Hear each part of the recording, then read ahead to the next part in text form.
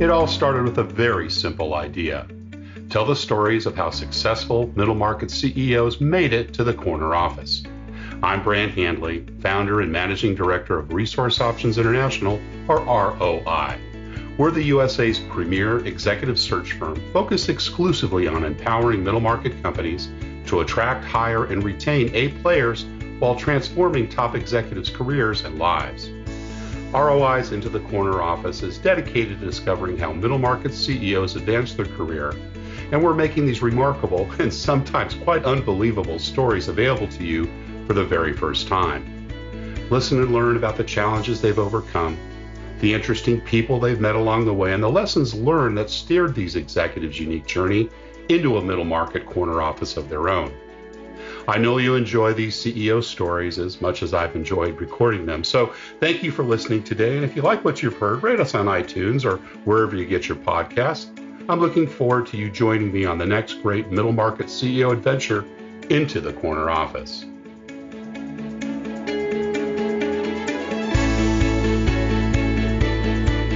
Today, my guest is Chris Ford, Managing Partner and CEO for the Canadian region at Capco. Chris has been focused on strategy and implementation of technology transformation services in the Canadian market for almost 20 years. He is a senior professional with experience leading architecture, business delivery, development, functional and non-functional, and infrastructure work streams. Chris's engagement experience spans customer-facing online channels, business process management or BPM, content management, payments, and paper-based item processing for financial services. He is a software engineer by training and is a published author on performance and availability for enterprise financial services platforms. He also speaks regularly on technology and innovation in financial services. Chris Ford, welcome into the corner office. Wonderful to have you here. We spoke a week or so ago and got a little bit of an overview of your business and how things are going there. And, we normally start kind of with the early days of what's going on, but gosh, with so much going on with the pandemic and all that. And, it just seems like a forever time, doesn't it? How are things going for you personally and your business during these interesting times?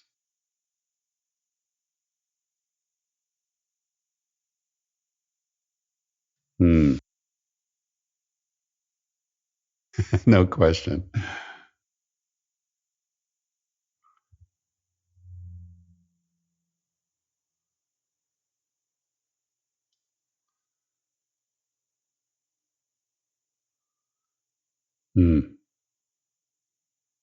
Right, right.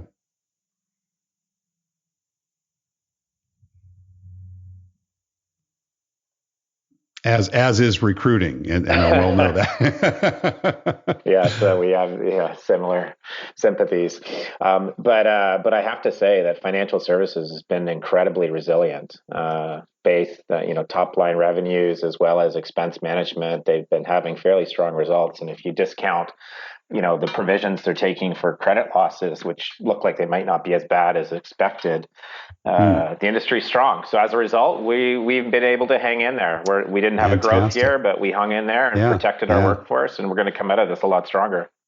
That's awesome. That's great. And you and your family have been well. No illnesses among you and your team as well? Yeah, 100%.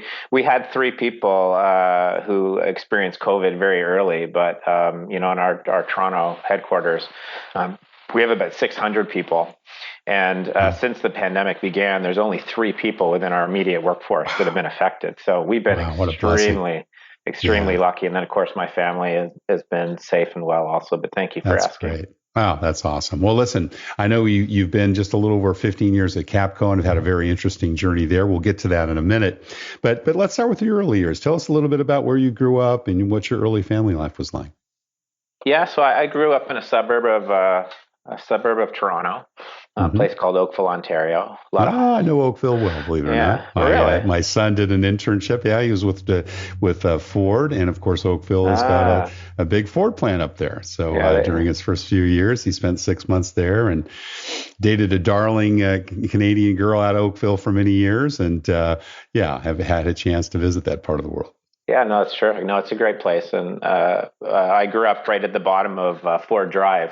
Ah, right. So having Cool. the last name Ford, I certainly do get asked about that. But yeah, we in Oakville, we produced trucks out of the truck That's right. plant, and a lot of hockey players too. A lot of people I went to school with went on to be quite successful hockey players. So I grew up in Oakville, and went on to do a systems design engineering degree at the University of Hmm. Waterloo, which is a Yeah. big feeder school into places like Microsoft and Right. into Right. Silicon Valley. So when I Big finished, family, brothers and sisters. How many siblings did you have growing up? no, just one Yep. younger brother Your brother. Right. who's now a millwright. Okay. And yeah, but he's all over Canada doing like Yeah. heavy industrial work. And And mom and dad, were they professionals as well, or did they come out of the working class? What was your I'd say they were both upbringing? working class in their Yeah. origins. My mother's family immigrated here after World War II. Oh, My great aunt married a soldier returning from D-Day in Wales and brought the whole family here.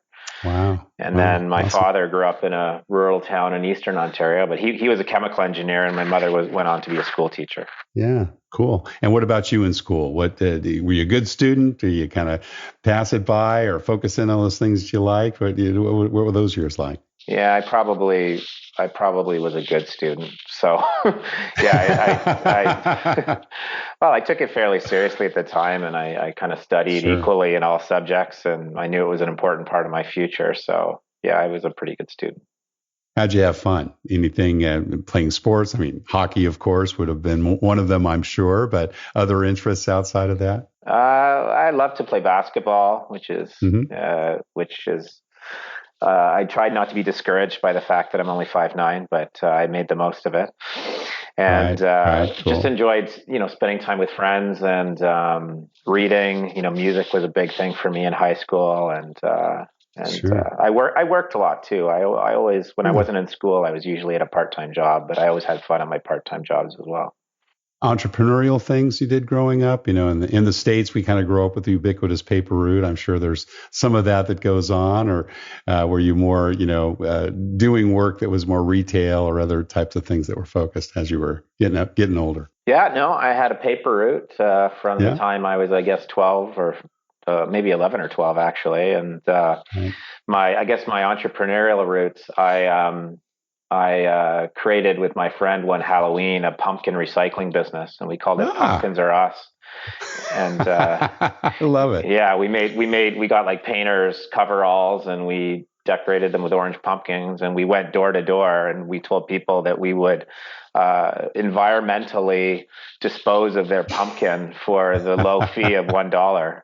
I And love so, it. so we did that one Halloween. I think we made about $80, but we probably spent about 3 days working. So Hey, that's good fun. I love it. And you went to school locally there. I mean, it was now University of Waterloo. What made you decide on engineering as a course of study? engineering, I chose engineering because I really wanted to understand how the world worked. Hmm. Right? So, we're surrounded by technology, and we're surrounded by infrastructure. And, Right. I contemplated maybe going into business, but it just bothered me that I wouldn't understand how a computer would work, or even Right. how a Right. toaster works. Yeah. So that curiosity is really what drove me to engineering, and I don't regret Yeah. it. And you got involved in software engineering fairly early on, I believe. Yeah, yeah. So Yeah. the degree I did was systems design, but controlling systems and building systems is very much enabled by computers. Hmm. So Hmm. very early, I got into software engineering because I love the creativity and the power of it. And we see that all around us every day, and that trend is only accelerating. And was that in Canada? Did you have some work experience in the U.S. early on? Yeah, no. So I did my engineering degree just northwest of Toronto at Waterloo. Right. But as part of the internship program, or the co-op program that they have at Waterloo, my first job was in my first real job, I'll say, was in Northern California, working for a software company called RogueWave. Ah, cool. So I spent a little under a year with them, and had sort of the California experience, which was terrific. Now, you got into consulting fairly early on, obviously, even before you joined Capco. Tell us a little bit about kind of that path and what was it that led you to kind of go from, software engineer development. I think you spent some time as a senior software architect as well in your background, into the consulting world. Yeah, sure. So I graduated from university in 1999, which was a really special time in history because the dot-com boom was about to crescendo. Yeah, I was going to say it was still booming at that time, but not for much longer. Yeah, and I remember in my third year of university, I couldn't wait to graduate because I could see how much opportunity was being created by the internet. And when I was working in California, I told my coworkers, I said, I think what I really want to do is I want to work in services and I want to help businesses reinvent themselves using the internet. And the guys I worked with were pretty techie engineers, and they didn't really understand that, right? They were like, well, why don't you just work on, software directly in support of the internet like we do? And I said, no, I think I want to do something different. So I came back to Canada, and Deloitte Consulting was just starting their e-commerce practice. And I thought, this is exactly what I want to do. So I joined them and got on a plane to New York and didn't really come back for 3 years and did consulting work in the Northeast in New York. And it was all building websites during the dot-com. And it was a fascinating experience. Yeah. Awesome. Now, do you have dual citizenship, or were you got a work permit during that period of time? Yeah. How did you kind of? Well, this was post NAFTA, so TN visas had just been made available. So it was, if you were a skilled worker, it was very easy. You needed $50 and a letter at the border. It's changed a lot since then, but at the time, it was literally my diploma, $50 and a letter, and they just wave you through. That's great. Awesome.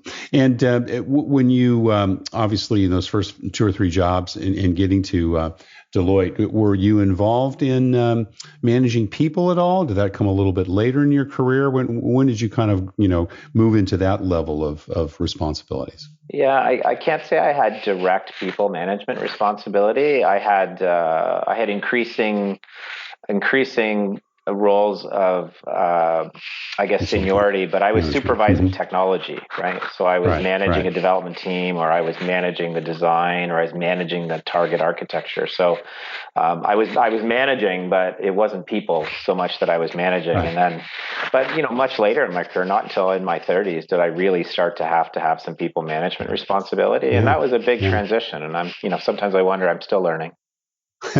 What job was that at then? When did you begin managing people? That would be, I was a freelance consultant for a while, and then I joined Capco as a consultant to them. And it was really as part of my first 3 years with Capco, first as a consultant and then as a full-time employee that I was given those responsibilities. Was that a difficult transition, Chris? Did you kind of find going from, being that independent consultant where you were working probably almost exclusively with clients, right? You probably had a consulting manager that gave you a fairly loose rein, to, actually managing the development of others. Tell us a little bit about that transition. Yeah, it's very difficult, to be honest with you. Because, as an engineer, you're sort of trained to only make assessments or decisions when you've got, nearly perfect or nearly complete information. And you're also trained to make decisions or determinations based on logic, reason, and data. And so when you try to translate those two things into the world of managing people or interacting with people, they really don't apply. Or at least they don't apply in the same way. So a lot of, just learning through experience, I think.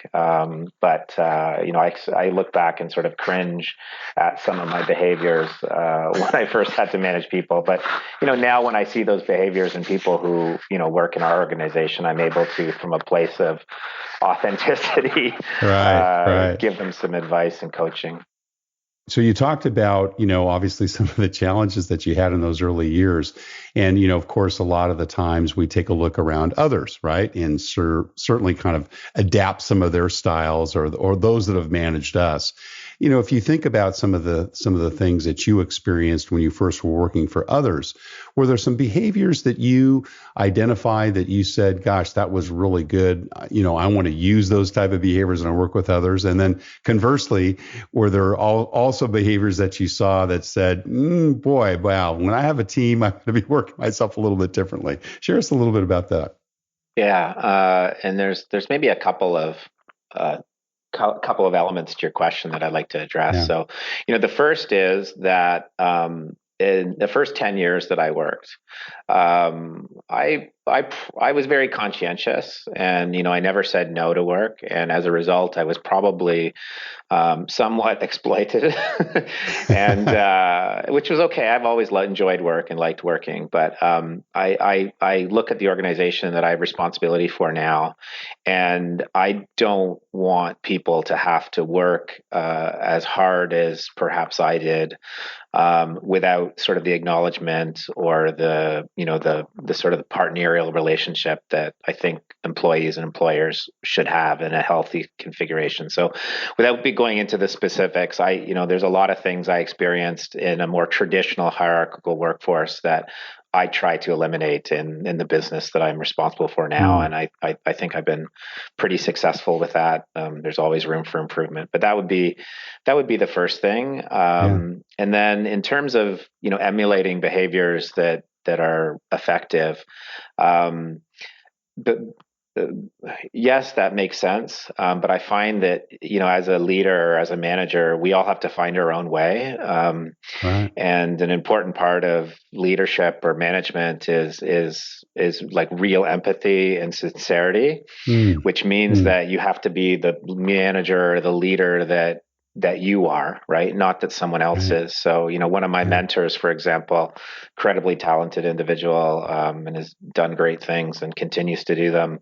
We're very different. So I realized I need to manage in a way that I can pick up certain things from you, but I can't just parrot everything you do, because that's just not me. Yeah. Yeah. No, that makes good sense. Now, when you joined Capco, you joined as a consultant, right? And were you a partner right away, or tell us a little bit about the early career path that led you to actually taking over the CEO for Capco in Canada? Yeah, that part of the story is maybe a little hard to believe sometimes. I'm not, sometimes I tell my people, I go, listen, I'm just a Java developer. I don't know how I got this job. And a technologist, because I oversee the business, which is equal parts business and management consulting as well as technology. And so the individual that I was referring to a moment ago was at Capco, and he, I guess, saw potential in me. And he said, listen, I think, you're on a very technical track, but if you want to, really impact the world, I'm willing to make an investment in you to groom you for, more than that. Now, was he someone inside the Canadian operation, or was he another Yes. part of the So company? he was, in fact, the managing partner and CEO for the Canadian business. He went on to run the North American business as well, but at the time he was running the Canadian business. So he had the role that I have now, and I believed him, and he was true to his word, and he invested in me, groomed me, took me into situations where I really wasn't ready and had no business being in, and but I like to think that his investment paid off. It certainly paid off for me, and we continue to have a great mentorship relationship to this day. Is he still involved in the firm? Interestingly, he's moved on. He is the COO for S&P 500 company. Okay. Manages 40,000 people, and he's actually a client. So now, interestingly, he's left Capco, but he buys our consulting services. So that's great. Things change. Stay loyal in that regard. Yeah. So tell us about that journey. So he kind of took you under your wing. Had you been at the firm for a while before that happened? I mean, he was running it then, I assume, right? So yeah, he had known me actually prior to either of us joining Capco. Okay. So, but it was really, I think, there were 3 years where I was operating as an individual contributor before he said, listen, Chris, I think, for your good and for ours, because every organization needs to sort of groom its next generation of leaders. He had that confidence in me. That's great. So how did that develop? Did you have first regional responsibilities, and then, did you go to the States for a while? I mean, tell us a little bit about the steps along the way. Well, in our business, the first step is at the time I was what we call a managing principal, or what you would call a senior manager at other firms like Deloitte or KPMG or EY. Right. And so the first step was for me to actually be promoted to what we call a social partner, which is the first rung in the actual partnership. So in order to do that, I had to demonstrate that I could build and sustain relationships and, develop commercial relationships. So this is internally and externally, I presume, right? Absolutely. Yeah. So I had to become a salesperson. So if you think managing people is uncomfortable for a technologist, a Java developer. Yeah, a Java developer, no less. Becoming a salesperson is, very daunting. And I, to this day, don't think of myself as a salesperson. But ultimately, that is what we need to accomplish to sustain the business. So, anyway, so similarly, I picked up, that experience on the job and was successful in making associate partner. I was asked to lead our technology practice. Subsequent to that, I was then promoted to full or senior partner. And then after a couple of years, the individual running North America asked me if I would be willing to take over the Canadian business. And I did. And your mentor had moved on by that time? Yes, or was he responsible? Yeah, okay. He'd left the firm at that point and taken other roles. But like I said, we've always stayed close. Your track was set, so to speak. Yeah. That's awesome. Well, tell us, again, kind of looking back at that journey, and, as you said, you came in, as an independent consultant to start, and then took on those responsibilities. Well, what are some of the fears that you had as you got into those roles, particularly with regards to having to sell, let alone manage people day to day? What were some of the things that, were kind of daunting at first, and that maybe, tell us a little bit about how you overcame them? Yeah, I think confidence is so important, and just thinking about my clients, people who are at the C level or at the EVP level in large banks and financial institutions. There are a lot of individuals who are sustained by ego, and they have almost a limited amount of self-confidence as a result. And, that's extremely helpful when you're at a leadership level. But I'll say that it doesn't necessarily come easily to an engineer. So you build confidence over time. But I think looking back on it, even though that means I probably got off to a slow start, because I've taken the time to build a really strong foundation or footing. I feel I've got strong core beliefs, and I think I've got very good self-awareness in terms of what I'm capable of and why I should be confident in those things. So, I look back on that and think about the gradual process of building confidence in a wider repertoire of things, and that's one of the first things that comes to mind. Yeah. Yeah. Now, you're part of a global organization. Capco is in how many countries globally?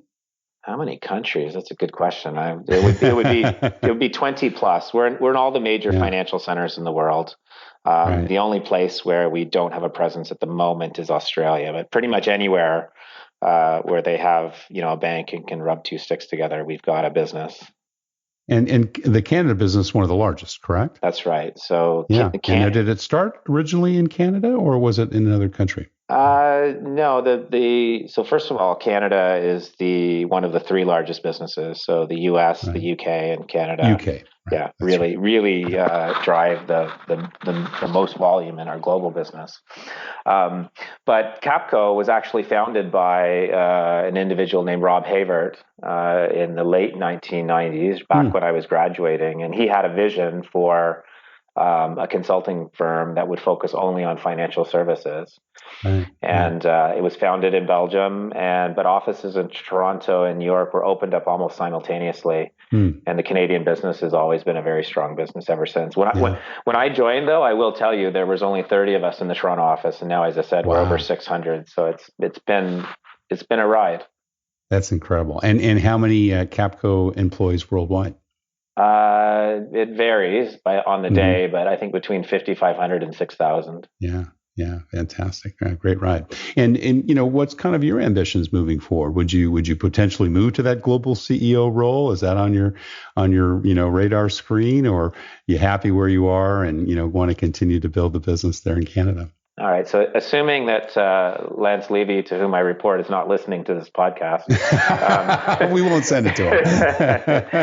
Yeah, I think at a point in time, if it made sense, I would certainly, I think, enjoy the challenge of trying to run the global business. I don't think that time is now, and I've got a great relationship with Lance, to whom I report.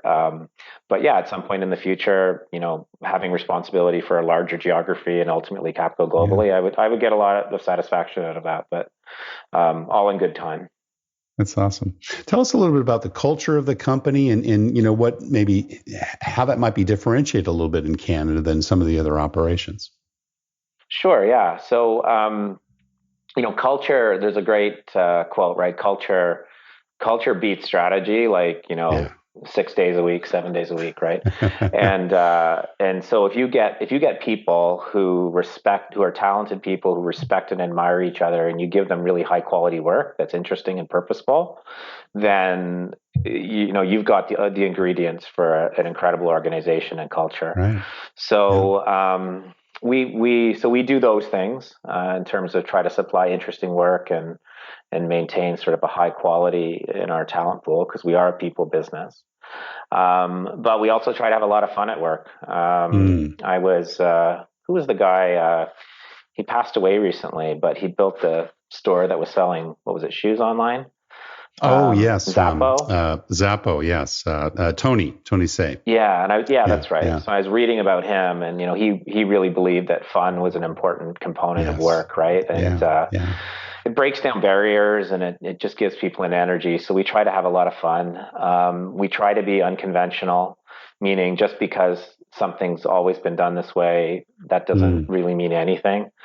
Especially if it's just always been done that way in an industry, and we think we can do it better. At Capco, and then we're flat and non-hierarchical. Like I tell all of my people this, I say I like in 5 years in this role, or 4 years maybe.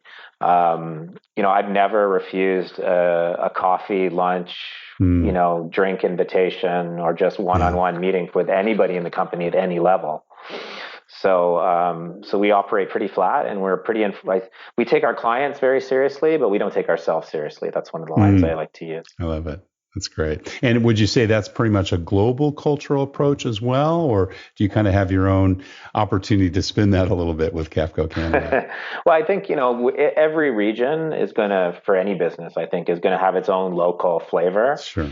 In Toronto, because my background is technology and engineering, I think the business is probably lean towards technology, a little faster than maybe some of our other businesses.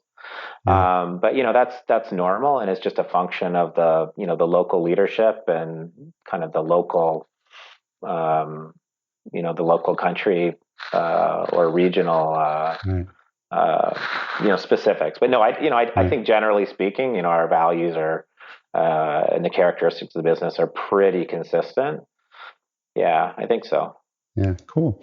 How would you say your leadership's evolved over time? You said you had a pretty steep learning curve. I think you mentioned you were in your early 30s, right, when you joined Capco, and then moved in, had that mentor, moved you into those positions.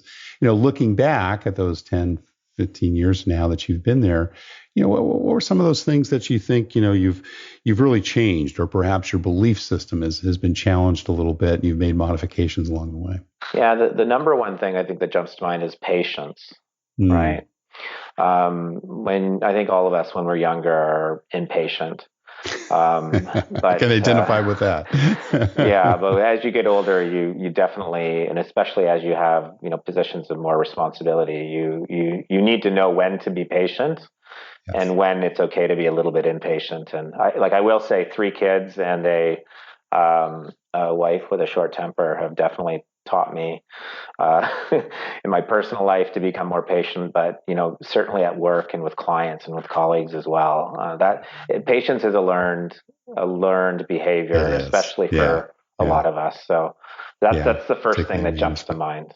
mind. How do you decide? I mean, and I'm assuming you kind of have a typical management structure in place in addition to your consultants. Is it a pretty, you mentioned a flat organization, and I know what you meant by that in terms of your access, but is it very hierarchical as well within, or you just kind of have your key C-suite in place, then pretty much everyone else is working with clients? Is that pretty much the structure?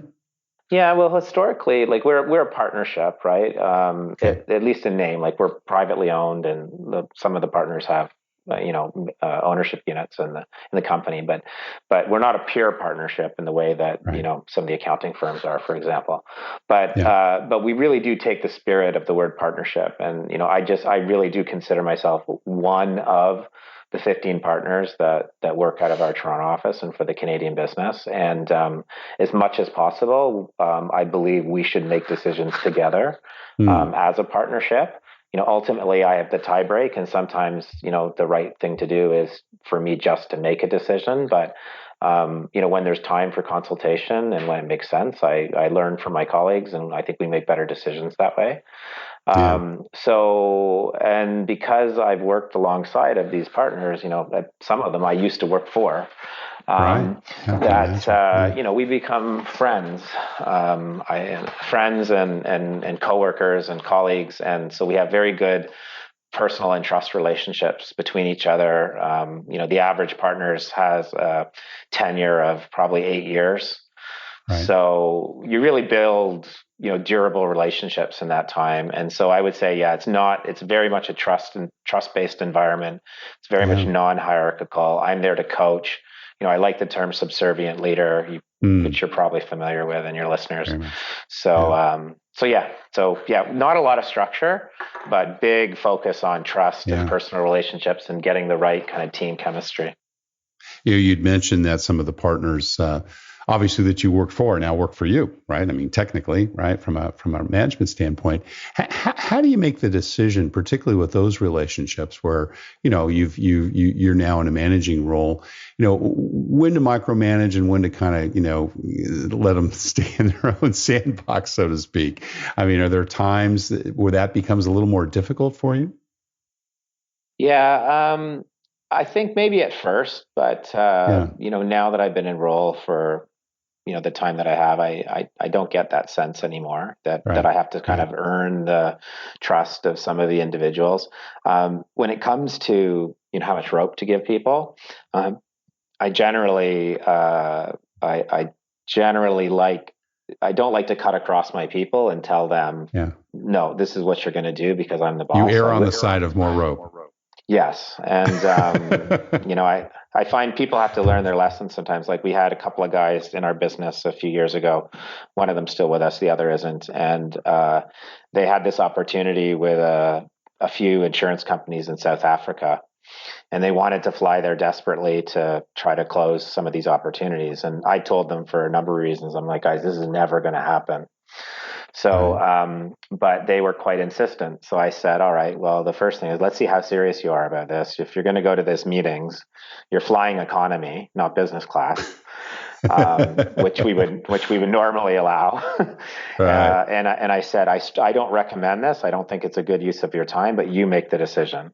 So, we're going to Mm, spend a proportional amount of money on it in terms of the travel expenses, and you guys ultimately make the decision. And then, a year later, one of the guys at least came to me and said, I appreciate the fact that you actually trusted us. Yeah, it was a stupid idea to go to South Africa for these meetings, but they learned a lesson as a result, and mm, yeah.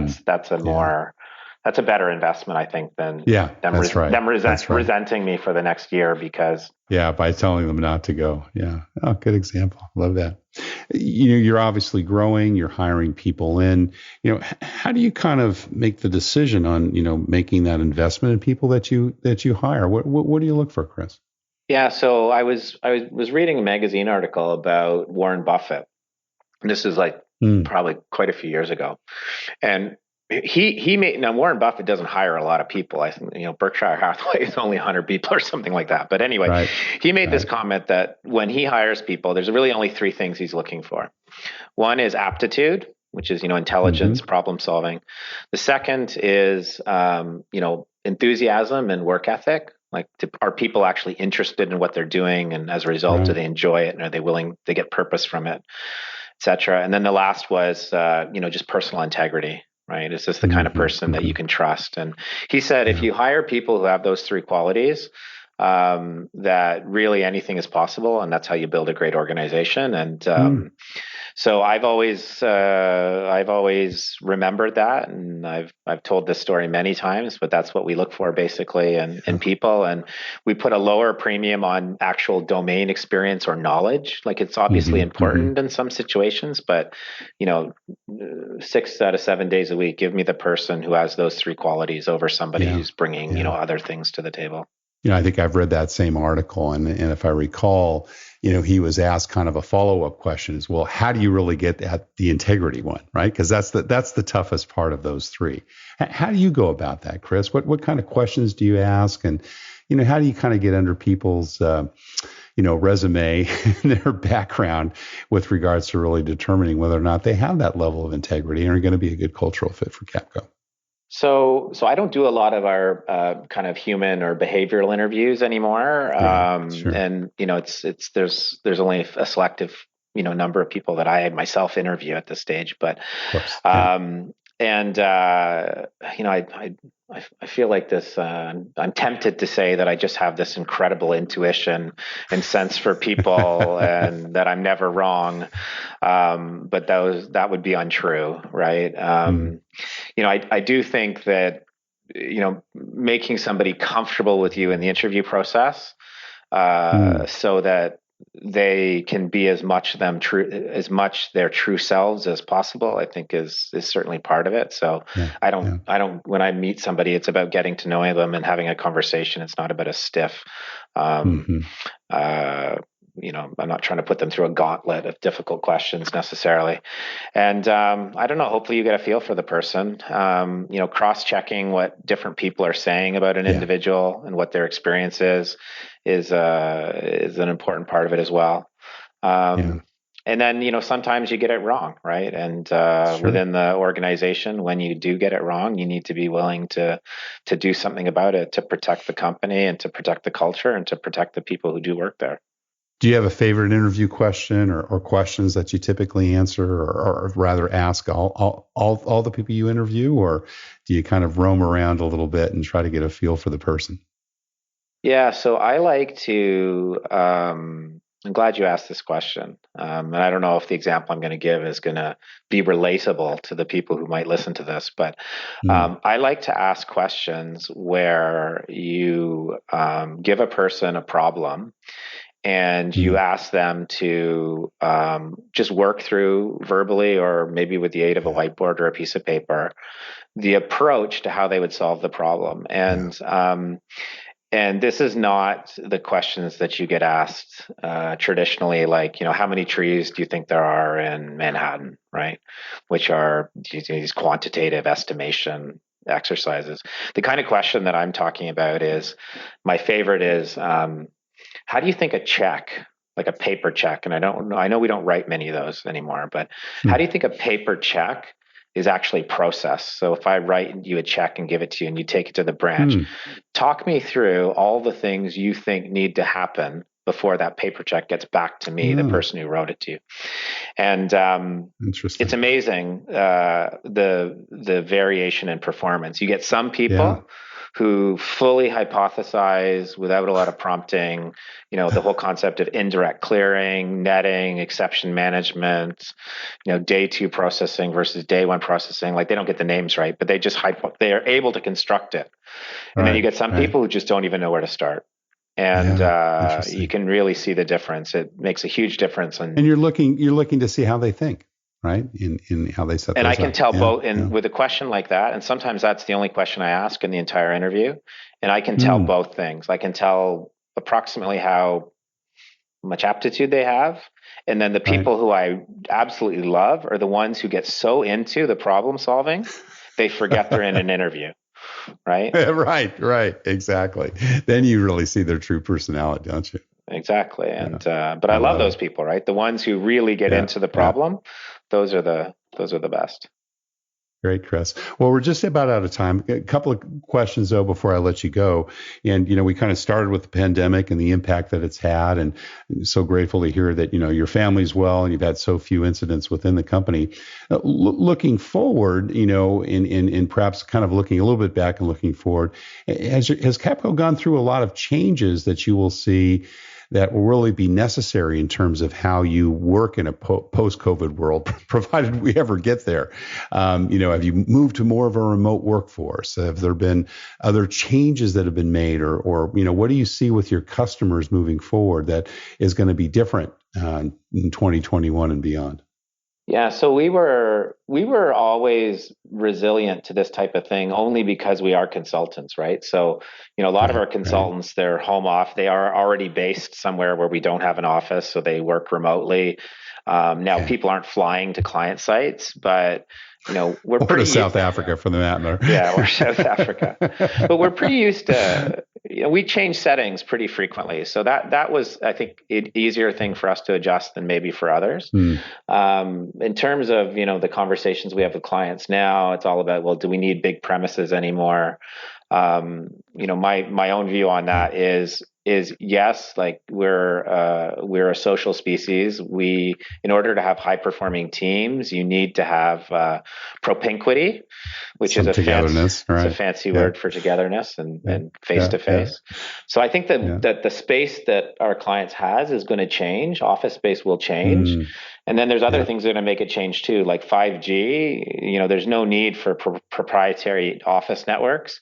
And then your phone very quickly is going to be just as powerful as your laptop computer. So you won't need physical hardware at your desk, and you won't need a office network to plug into. So those things combined with different usage patterns, I think the offices are going to change a lot. But the monotony of cubicle farms is something I'd like to live in the distant past, right? So you and me both. I think it's good. You and me both, having grown up in some of them myself. Oh goodness. Well, that's great, Chris. Well, lastly, we always ask all our guests this: what career and life advice would you give someone that perhaps has their eyes in a corner office and maybe like you has joined an organization in an independent contributor role or as a consultant? Maybe kind of has a vague idea about where they want to go with their career, but whether they'll assume the corner office or not is kind of up in the air. What would you tell those folks? What's worked for you, and what would you pass along to others in terms of them planning their own career? Yeah, and I get this question a lot. So so the answer has gotten better over time. At least I think it has. And the three things that I tell people are, number one, pick a momentum area in the economy. So when I graduated, I picked the .com and IT and computing because I could see the explosive growth that was happening. So good choice. Yeah. So right now, public cloud technology is just exploding. Yeah. So that would be an example of something to hitch your wagon to now. Number two, and this is people often give this advice, don't pick companies, don't pick roles, pick bosses and leaders, right? Pick a manager who is talented and on their way up so that you can follow him or her. They're going to create opportunities for you. They're always going to give you the credit because they don't need it. So picking a manager that really has potential and understands you is more important than working for, a premium company in a premium or in a sexy industry. And then the last thing I say to people is, be curious. Be the person who asks the most questions, and make the most from all of your experiences in terms of what you can learn from them. So those are the three things. I don't want it to sound too canned, but they've worked for me. And I'm, you get it as you get older. You want to start to give people advice even when they don't ask for it. So. Well, that's definitely sage counsel, Chris. Yeah. Chris Ford, CEO of Capco Canada. Thank you so much for sharing your journey into the corner office. Thanks, Brent. It's been fun. Take care. Thank you for listening to Into the Corner Office with Brant Hanley. We hope you enjoyed hearing our guest CEO story as much as we did. If you want to hear more CEOs reveal their journey into the corner office, please subscribe via iTunes and tell your friends and colleagues. For more information about Brant, Resource Options International, and the mighty middle market, visit www.goforroi.com. We look forward to having you join us for our next episode.